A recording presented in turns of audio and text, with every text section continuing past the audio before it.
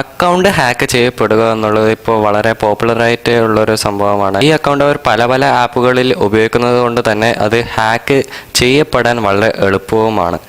എന്നാൽ നമ്മൾ account hack ചെയ്യപ്പെട്ടിട്ടുണ്ടോ എന്ന് നമ്മൾക്ക് എങ്ങനെ മനസ്സിലാക്കാം? അതിനായിട്ടൊരു ചെറിയ വെബ്സൈറ്റ് ഉണ്ട്. അതിനെപ്പറ്റിയായിരിക്കും നമ്മൾ ഇന്ന് ഈ വീഡിയോയിൽ ഡിസ്കസ് ചെയ്യാൻ പോകുന്നത്.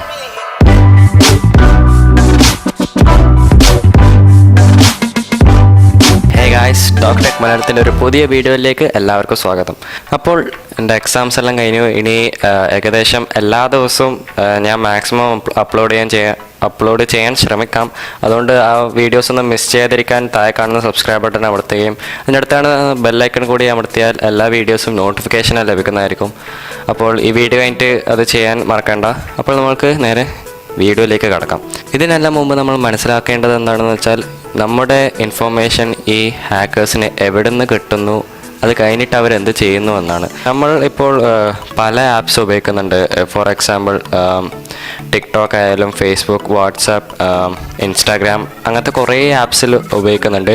അതിലെല്ലാം നമ്മൾ കൊടുക്കുന്ന ഒരു കോമൺ അക്കൗണ്ട് ആയിരിക്കും ജിമെയിൽ അക്കൗണ്ടോ യാഹുവിൽ നിലവിൽ ആരെയും ഉപയോഗിക്കുന്നുണ്ടോ എന്നറിയില്ല. മിക്കവാറും ഒരു ജിമെയിൽ അക്കൗണ്ട് നിങ്ങൾ കൊടുക്കുമായിരിക്കും. അതിനോടൊപ്പം നിങ്ങളുടെ പാസ്വേഡും അതിലടിക്കുന്നുണ്ട്. അപ്പോൾ അവരുടെ ഡാറ്റാബേസിൽ ഈ പാസ്വേഡും നിങ്ങൾ അതിലൂടെ അടിച്ചു കൊടുക്കുന്ന എല്ലാ ഇൻഫർമേഷനും സ്റ്റോർഡ് ആണ്. അപ്പോൾ ഇവർ ഇത് ഹാക്കേഴ്സിൽ നിന്ന് പ്രൊട്ടക്റ്റ് ചെയ്യാൻ കുറേ സേഫ്റ്റി ഫീച്ചേഴ്സ് എല്ലാം ഇവർക്ക് ഉണ്ടാകും. പക്ഷേ അതും കടന്നിട്ട് ചില ഹാക്കേഴ്സ് ഇതെല്ലാം ഹാക്ക് ചെയ്യാറുണ്ട്. അപ്പോൾ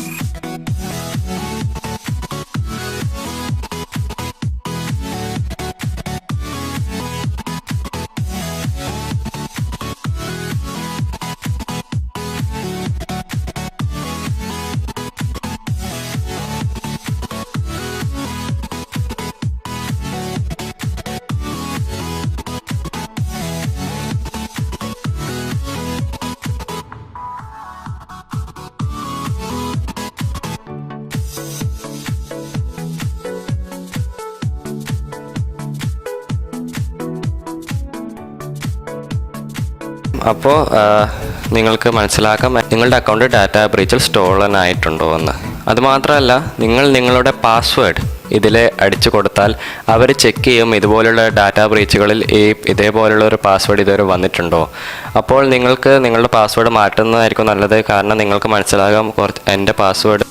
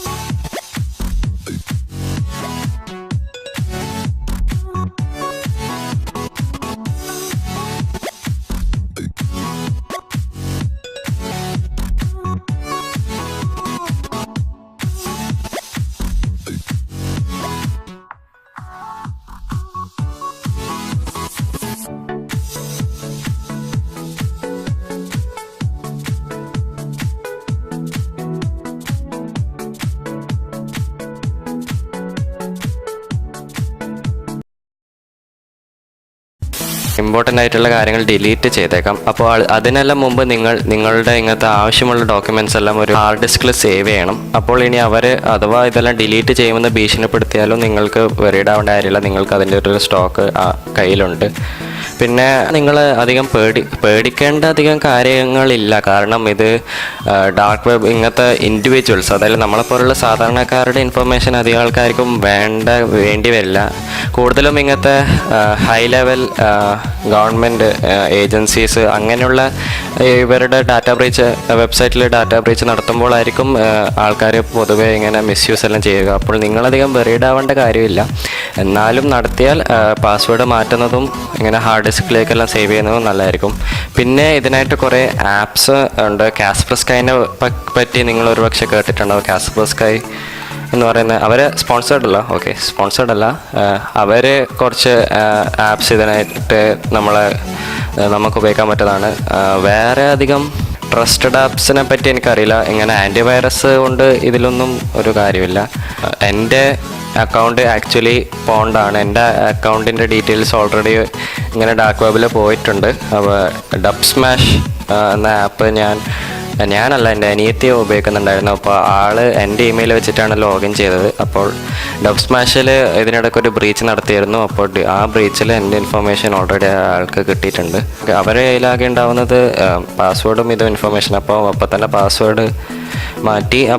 ഇപ്പോൾ ഇനി അങ്ങനെ കുഴപ്പങ്ങളൊന്നുമില്ല. എനിക്ക് ഇപ്പോഴാണ് ഞാൻ നോക്കിയത്. അതിനു മുമ്പേ ഇത് ഇത്രയും കാലം അവിടെ ഉണ്ടായിരുന്നു, ആരും ഒന്നും ചെയ്തിട്ടില്ല. അപ്പോൾ നിങ്ങൾ വെറീഡ് ആവേണ്ട കാര്യമില്ല. പാസ്വേഡ് മാറ്റിയാൽ തീരുന്ന കുഴപ്പമേ ഉള്ളൂ. അപ്പോൾ നിങ്ങൾക്ക് ഈ വീഡിയോ ഇഷ്ടപ്പെട്ടാൽ തീർച്ചയായും വീഡിയോക്ക് ഒരു ലൈക്ക് കൊടുക്കുക. അതിനോടൊപ്പം ഈ വീഡിയോ നിങ്ങളുടെ ഫ്രണ്ട്സിന് ഷെയർ ചെയ്യുക. എൻ്റെ ചാനൽ ഇഷ്ടപ്പെട്ടാൽ ഈ ചാനൽ സബ്സ്ക്രൈബ് ചെയ്യുകയും അതിനടുത്താണെന്ന് ബെല്ലൈക്കൺ കൂടി ക്ലിക്ക് ചെയ്താൽ നിങ്ങൾക്ക് എൻ്റെ എല്ലാ വീഡിയോസും നിങ്ങളുടെ ഹോം പേജിൽ കാണാൻ പറ്റുന്നതായിരിക്കും. അപ്പോൾ നിങ്ങൾക്ക് എൻ്റെ ഒരു വീഡിയോസ് മിസ് ചെയ്യേണ്ടി വരില്ല. അപ്പോൾ അടുത്തതായ ഒരു വീഡിയോ വരുന്നവരെ ദിസ് ഇസ് സാങ് ബ്രജേഷ് സൈനിങ് ഓഫ്.